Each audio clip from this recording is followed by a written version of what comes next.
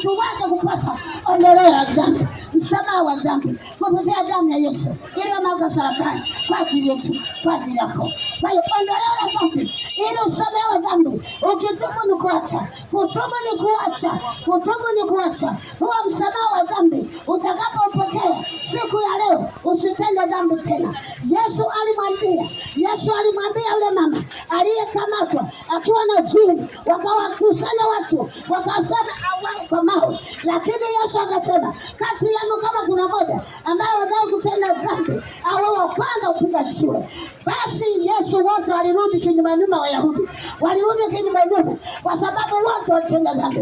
Akamwambia yule mama kahaba, enenda usitende dhambi tena, enenda usitende dhambi tena. Msamaha wa dhambi, akapokea msamaha wa dhambi, akasamehewa makosa yake, akafutiwa makosa yake kwenye kitabu cha hukumu, majina yake yakaliwa kwenye kitabu cha uzima. Sasa leo tuko mahali hapa kwa ajili usamehewe dhambi, upate ondoleo la dhambi.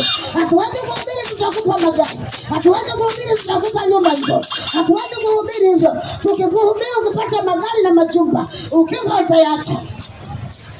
Kitu cha muhimu, ondoleo la dhambi.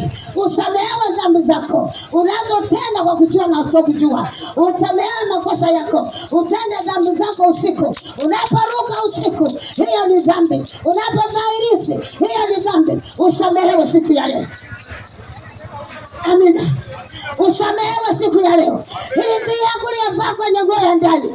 Kuanzia leo utubu, samehewe, ondoleo la dhambi. Maisha yako unayoishi, unalala gesti, unaenda kufanya uchimbi ili upate pesa, umeoshi nyumbani, umetoka kwa wazazi, unauza mwili wako upate ondoleo la dhambi.